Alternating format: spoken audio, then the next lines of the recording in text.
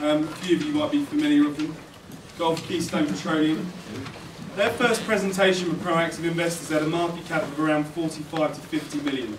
They've now got a market cap of 1.4 billion, and things are looking still very exciting indeed. So it's an absolute pleasure to bring them up to Manchester. Ewan Ainsworth, Finance Director. Thank you very much.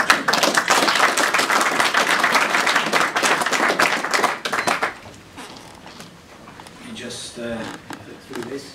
The obligatory disclaimer, I hope you can all read it and take notes. It's actually 1 year ago today that Gulf Keystone moved off location from the Shaikan #1 well. It was a transformational well for the company. As you can see, we've had an independent report done by a company called DGA, which has assessed that there is in the range of 1.9 to 7.4 billion barrels of oil in place.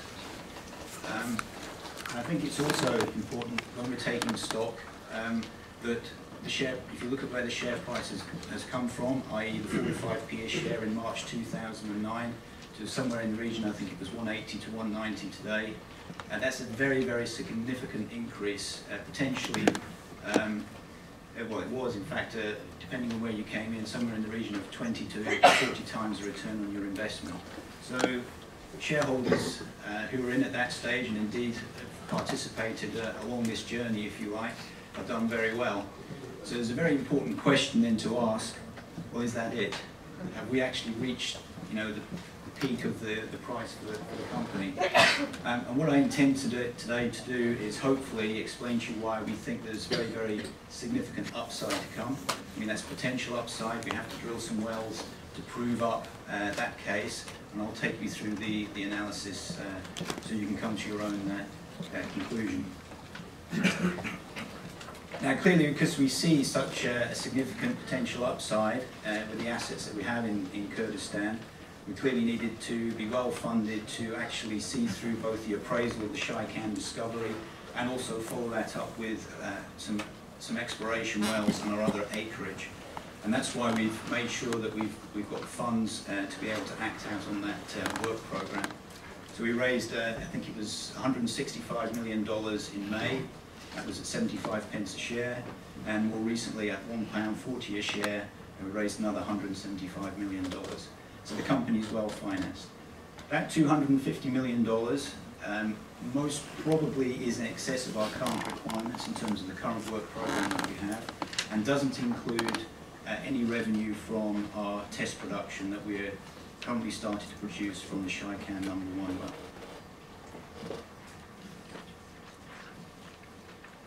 If we just take our bearings of the region, this is the northern part of Iraq, this area here, the Kurdistan region.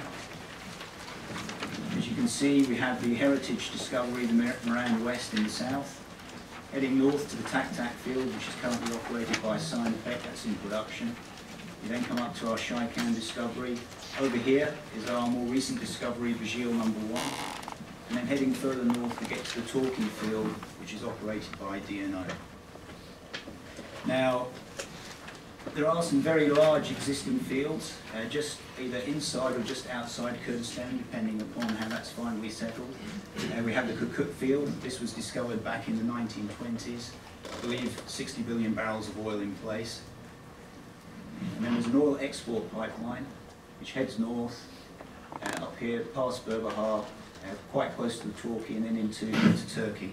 And that pipeline goes to the Ceyhan port on the Mediterranean. I think that the ullage capacity in that line, or the total capacity of the line, is somewhere in the region of 1.5 to 2 million barrels of oil per day. And I believe that Kirkuk currently produces somewhere in the region of 400 to 500,000 barrels of oil per day. So there's significant capacity for existing fields to tie into that line and to export oil to the Mediterranean coast. I'm actually going to come back and talk a little bit later on about the legal and commercial aspects of operating in this area, because I'd like to get on and talk about the technical side of things. This is our work program. This will take us through to most probably the early part of 2012. As you can see, we have a well here, Shaikan 7, which is same part.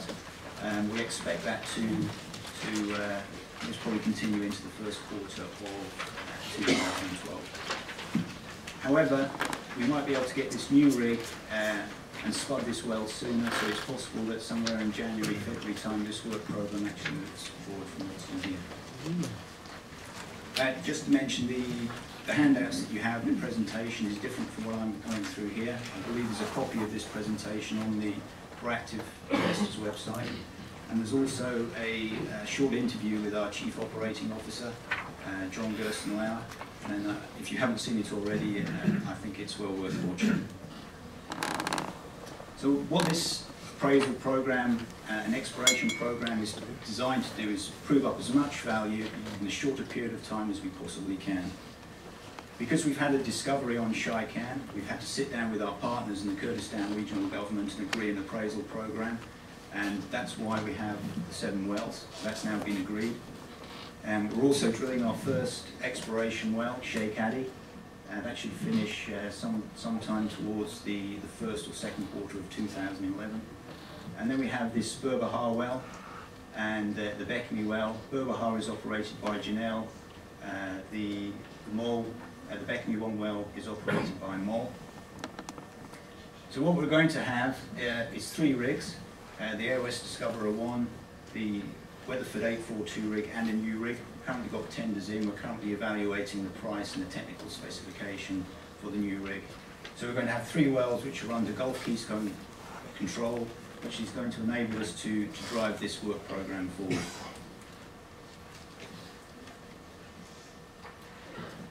Coming on to Shaikan, clearly a very important asset and a very important well for Gulf Keystone. Maybe I should just talk through some of the percentages, because I know for some people it's a little bit confusing.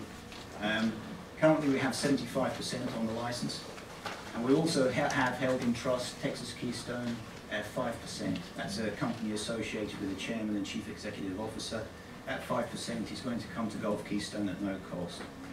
What we then have is a third-party back-in right, which the KRG can nominate a third party, and the KRG, the Kurdistan Regional Government, can also participate in the concession. The third party can back in for 15%, and if somebody did that, they would have to pay all of the back costs for that 15%. In addition, the KRG can come onto the license and participate, and that's likely to be at the time of approval of the development plan. And they will then pay their share of the cost going forward from that point. So effectively, they're carried through the exploration and appraisal and development planning phase. What that means is, if we fully expect those options to be exercised, that our interest would go down to 51%.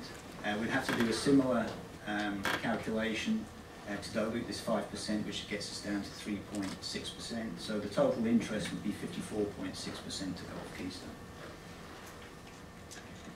This is a seismic line of the Shaikan structure. It looks like a very nice 4-way dip closure.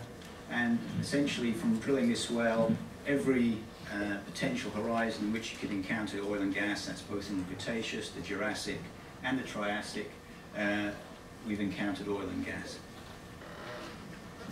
And this characterizes all of the exploration prospects that we have. So it's the same on Sheikh Adi, it's the same on Berbahar, and it's the same on Akravizio.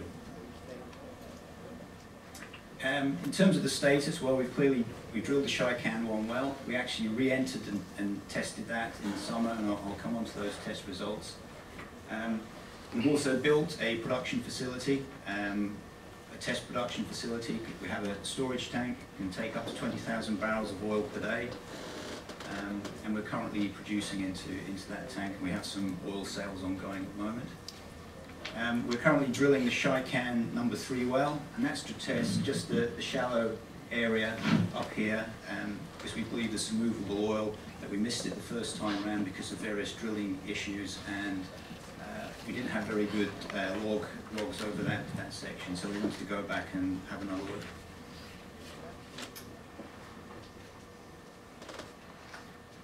And in terms of the forward work program, We've currently shot 3D seismic, and this dark blue area is the outline of the Shaikan concession.